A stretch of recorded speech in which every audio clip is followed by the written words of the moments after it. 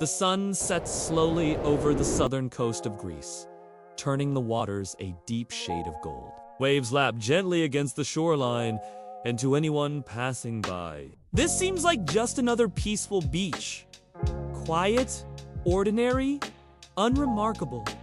Families stroll along the sand. Children chase the tide. A breeze carries the scent of salt and olive groves from the hills beyond.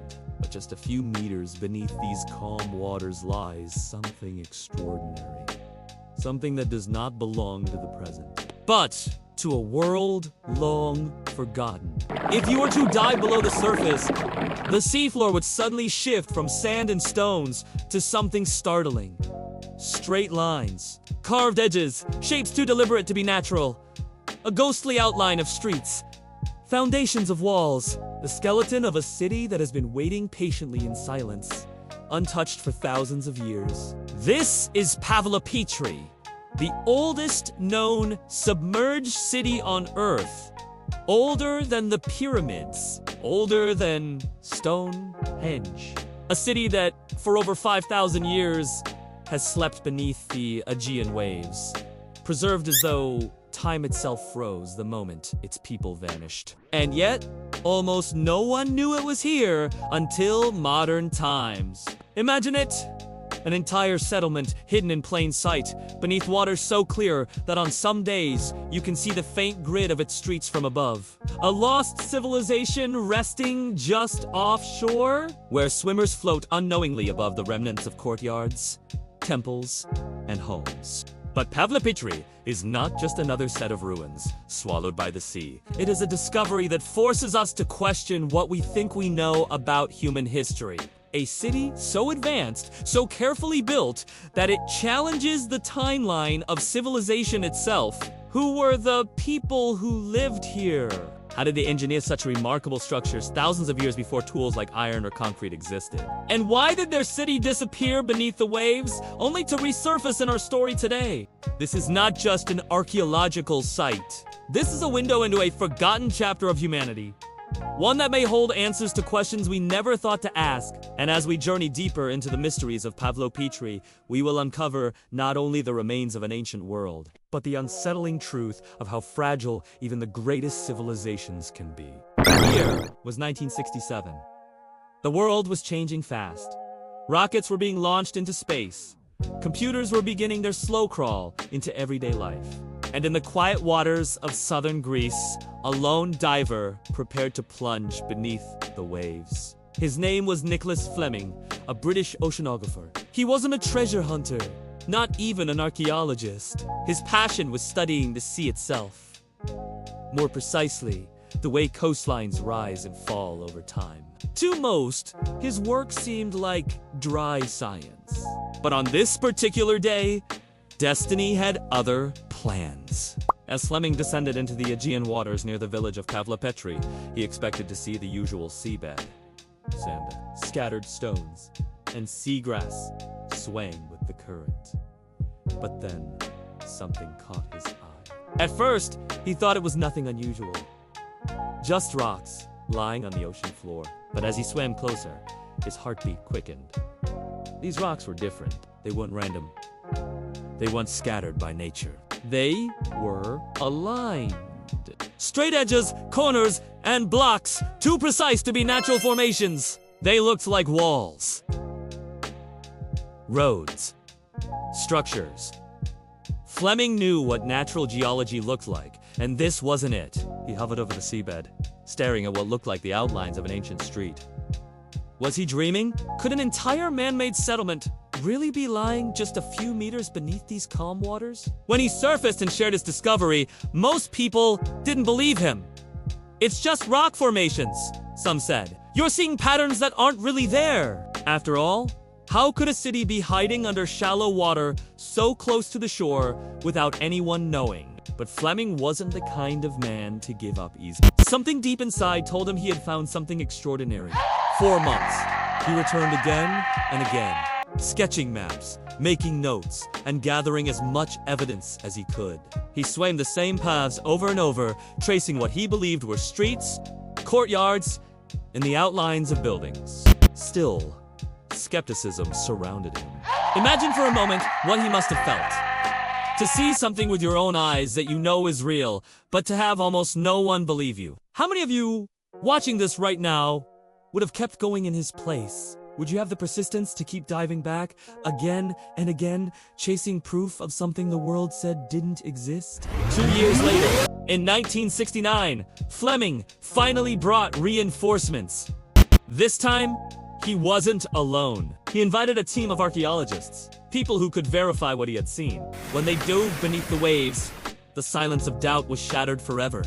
What they saw shocked them. There were streets, perfectly visible beneath the sand. There were courtyards, rooms, and the foundations of homes. They weren't random stones at all.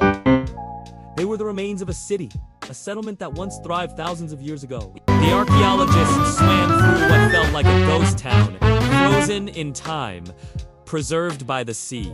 Word spread quickly, but still, the true scale of the discovery wasn't understood right away. At first, experts thought the ruins dated back to around 1000 BCE. Maybe a little earlier. That was already impressive, but nothing too groundbreaking. After all, Greece was filled with ancient ruins. But the more they studied Pavlopetri, the more they realized this wasn't just another set of ruins. The layout was too structured. The streets were carefully planned. The pottery fragments found in the sand didn't match the classical Greek styles most people expected. Something about Pavlopetri felt different. And so, the questions began to build. Who were the people who built this place? Why did they build their city so close to the sea? A decision that would ultimately doom them. And most importantly, how old was this settlement? Really? These questions burned in the minds of the archaeologists, but answers wouldn't come quickly. In fact, it would take decades of research, new technology, and underwater mapping to reveal the truth. And when that truth finally came out, it stunned the world. Pavlopetri wasn't from 1000 BCE. It wasn't even from 1500 BCE. No! It was from nearly 2800 BCE, more than 5,000 years ago. That meant Pavlopetri existed before the pyramids of Egypt, before Stonehenge, before most civilizations had even learned to write. Think about that for a moment. While the rest of the world was still living in small villages, the people of Pavlopetri had streets, houses, and even infrastructure. They weren't just surviving. They were building, organizing, and thriving. But let's return to Fleming for a second. Imagine his face when he learned that the strange blocks he first spotted on the seafloor were indeed just ruin. They were the remains of the oldest submerged city on Earth. His persistence had paid off in the biggest way possible. And this raises an interesting question for you, the viewer. How many other impossible discoveries might be out there, dismissed at first because nobody believed them? How many mysteries are hiding in plain sight, waiting for someone with enough persistence to prove the world wrong? So now, the world had a discovery that could rewrite history, but there was still so much more to uncover. What was life like in Pavlopetri? Who walked those streets, traded in its markets, and sailed from its harbors? And perhaps most haunting of all, what force of nature was powerful enough to erase an entire city from the map and bury it beneath the sea? In the next chapter, we'll dive deeper into the secrets of Pavlopetri. We'll explore how scientists uncovered the city's true age, what they found hidden in its ruins, and the shocking evidence of an advanced infrastructure that simply shouldn't have existed at the time. But before we go there, I'll leave you with this question. If an entire city could vanish beneath the sea for 5,000 years without us knowing, what else might be hidden beneath the oceans, waiting to be discovered? Drop your thoughts in the comments. I'd love to hear what you think. 4 years after Nicholas Fleming's discovery, Pavlopetri lingered in the background of archaeology.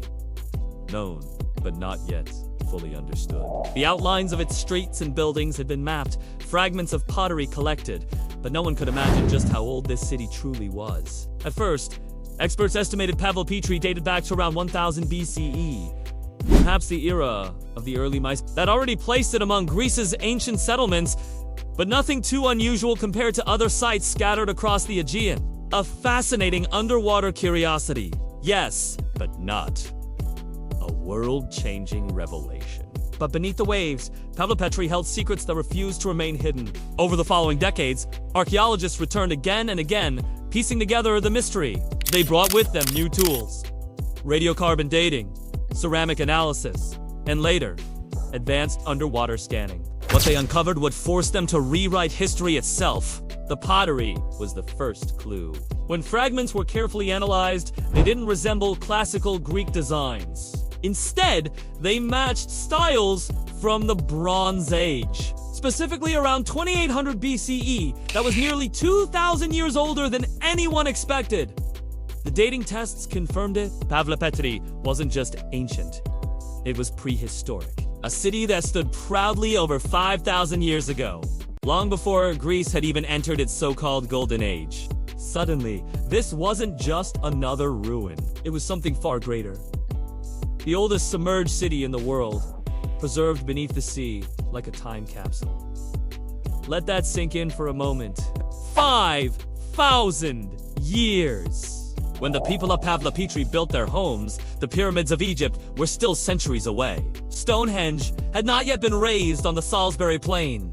Writing systems in Mesopotamia were only just beginning to emerge. And yet here, in southern Greece, a community was already designing streets, constructing houses, and building a port city with enough sophistication to rival civilizations. That would come much later. Doesn't that make you wonder? How many other advanced societies might have existed earlier than we think? Their stories erased by time, their cities lost to the sea or the earth. But perhaps the most astonishing discovery in Pavlopetri wasn't its age. It was something far more unexpected. Something that seemed impossible for a city of its time. Beneath the waves, archaeologists found evidence of infrastructure. Not just walls and streets, but a water system. Yes, you heard that right. This wasn't simply a cluster of huts thrown together by primitive people. Pavlopetri had wells dug deep into the earth to provide fresh drinking water. It had stone-cut channels designed to carry wastewater away from homes. In other words, it had a functioning system for managing clean and dirty water. A concept of city hygiene that wouldn't become widespread until thousands of years later. Pause and think about that. 5,000 years ago, most of the world's people lived in small farming villages, often without permanent structures, let alone advanced engineering. Yet here was a city with urban planning, drainage systems, and an understanding of how to keep a community healthy by separating fresh water from waste. How did they know how to do this? Where did that knowledge come from? Was it simply ingenuity born of necessity? Or does this suggest that human civilization has far deeper roots of advanced thinking than we've ever taught? Some archaeologists were stunned, even skeptical. They had been taught that urban infrastructure like this belonged to much later civilizations. The Romans with their aqueducts, the Minoans with their plumbing. Yet Pavlopetri showed that sophisticated city planning existed long before those empires rose. And this raises another question for you. Why don't we hear more about Pavlopetri? Why isn't it on the front page of history, textbooks, celebrated as one of humanity's earliest triumphs of engineering? Could it be because discoveries like this challenge the comfortable timelines we've built for ourselves? Because they suggest that our ancestors may have been far more capable than we usually give them credit for. The 3D underwater scans only deepened the mystery. Using advanced sonar mapping, researchers revealed a city spread across nearly 20 acres of seabed. That's not a tiny settlement. That's a significant community. Within its grid lay streets, courtyards, workshops, storage rooms, and even tombs. It was an organized, functioning society. And here is the detail that really makes the mind race. Many of the city's structures were designed with right angles. They weren't random. They weren't haphazard. The people of Pavlopetri understood geometry, planning, and architecture thousands of years before such concepts were thought to have spread widely. The scans also revealed something else. A harbor system. Pavlopetri wasn't just a village by the sea. It was a port city. Ships would have sailed in and out, bringing goods, ideas, and stories from distant lands. Imagine standing on its shores 5,000 years ago. Wooden boats loaded with olive oil, pottery, and fabrics arriving from Crete. From Egypt, from the far corners of the Mediterranean. This was a place of trade, a hub of connection in a world still in its infancy. And that changes everything! Because when you realize Pavlopetri was not isolated, but connected, you begin to see it not as a forgotten footnote of history, but as a thriving part of an ancient global network. Now, think about this. If Pavlopetri was already trading and thriving 5,000 years ago, how many other cities like it might have existed? Cities that we simply haven't found yet, because they lie beneath the waves swallowed by rising seas or shifting lands. The discovery of Pavlopetri forces us to rethink the very timeline of civilization. It shows us that people were not only surviving, but thriving far earlier than we assumed. They were not just primitive farmers or scattered tribes.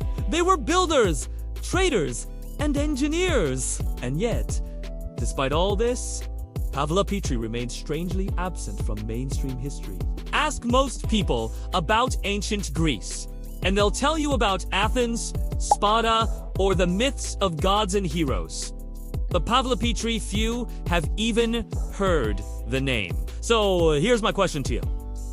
Why do you think that is? Is it because we prefer stories that fit neatly into the history we already know? Or is it because discoveries like Pavlopetri open up to many uncomfortable questions about what else we might have lost to time? One thing is certain. Pavlopetri challenges our assumptions. It reminds us that history is not a fixed story, but a puzzle with pieces still missing. And each discovery forces us to rearrange the picture. But Pavlopetri's secrets don't end with infrastructure and trade. The deeper archaeologists looked, the more questions emerged. Who are these people? What did their daily lives look like? And most haunting of all, what happened to them? Because if Pavlopetri teaches us anything, it's that even the most advanced civilizations can be erased in an instant. One moment, a city thrives with bustling markets, families, and trade ships. The next, it is gone, swallowed by the sea, forgotten for thousands of years. And in the case of Pavlopetri, its disappearance was not caused by war or conquest, but by something far more powerful, the raw, unpredictable force of nature itself. But that part of the story comes later. For now, as we stand in awe of Pavlopetri's true age and achievements, we are left with a thought both humbling and unsettling. If a city like this could exist 5,000 years ago, what else might we be missing in the depths of the ocean? What other civilizations, erased by time, might one day resurface to rewrite everything we thought we knew? Tell me in the comments. Do you believe there are other cities? Maybe even entire civilizations? Waiting to be discovered beneath the sea? And if so, what do you think they might reveal about our forgotten past? Because Pavlopetri may be the first, but it is almost certainly not the last. Close your eyes for a moment and try to imagine it. The year is somewhere around 2800 BCE. The waves of the Aegean lap gently against the shore. The salty breeze carries the cries of seabirds as wooden boats sway at anchor in a natural harbor. In the distance, hills roll into the horizon, dotted with olive trees and patches of wild herbs. And just beyond the shoreline lies a bustling little city, Pavlopetria, alive with voices, footsteps, and the everyday rhythm of human life. It's easy, when we talk about ancient ruins, to picture only broken walls and scattered stones. But Pavlopetri was once full of sound, color, and movement. This was not simply a ruin. It was a thriving home for men, women, and children who woke each day with the same hopes, worries, and dreams that you and I share today. So, what was life really like in this city beneath the waves? Let's step into its streets together.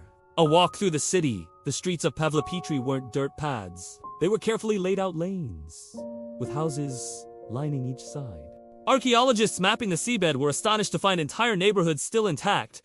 Rectangular homes with multiple rooms, some with stone foundations that once supported mud brick walls.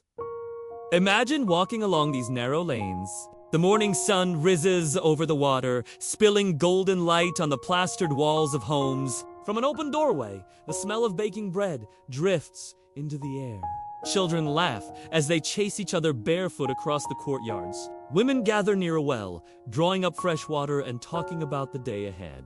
Inside the houses, you'd find stone benches, storage jars, and hearths for cooking. Archaeologists discovered enormous pythoid giant clay jars, buried in the floors of homes, used to store olive oil, wine, or grain. These weren't poor villagers scraping by. They were people with surpluses, with goods to trade, and with the knowledge to preserve food for the future. Doesn't that make you think of how advanced they were? 5,000 years ago, while many cultures still lived in scattered huts, here was a community with organized food storage, running households, and even designated workspaces. Daily life and work. So how did the people of Pavlopetri spend their days? Much like us, their lives revolved around work, family, and community. The men often worked with boats, nets, and fish traps, bringing in seafood that formed a staple of their diet. The fertile land nearby provided grains, olives, and fruits, while domesticated animals like goats and sheep grazed on the hills. Women played a vital role to tending to households, preparing food, and weaving textiles on simple looms. Archaeologists have found spindle whorls, suggesting that cloth production was part of their daily economy. Can you picture the rhythmic clack of looms echoing through courtyards? The steady hum of human industry woven into every hour of the day. And then there were the artisans. Potters shaping clay into jars, bowls, and Some of these pots carried designs unique to Pavlopetri, while others revealed influences from Crete and beyond. That tells us something incredible. This wasn't an isolated city. It was connected. Goods traveled in and out of Pavlopetri's harbor. Bronze tools, exotic stones, fine fabrics. These items hint at trade routes stretching across the Mediterranean. Ships would have carried not just goods, but ideas, stories, songs, and cultural exchanges that tied Pavlopetri to a much larger world. So, I want to ask you, doesn't it amaze you to think that 5,000 years ago, people here were already part of a global network, trading and interacting across seas? The social fabric. What kind of society did Pavlopetri have? We can't know every detail, but the city's design gives us clues. The homes were modest but well-planned, with multiple rooms. Some had courtyards, perhaps shared between families. The presence of tombs within the city suggests strong family ties and a culture of honoring ancestors. Life and death existed side by side, a reminder of how deeply the people respected their lineage. But perhaps the most fascinating discovery is the evidence of social equality. Unlike some later cities, Pavlopetri doesn't appear to have had palaces or giant temples dominating its landscape. It wasn't a kingdom ruled by a single all-powerful leader. Instead, it looks like a community of equals, a society built on cooperation rather than hierarchy. Can you imagine how different history might have been if more cities had been like Pavlopetri, communities without kings, where people lived together on relatively equal terms? It makes you wonder, was Pavlopetri an early experiment in shared living? A rare glimpse of what society might look like without rigid classes or towering rulers. Culture, beliefs, and rituals, of course.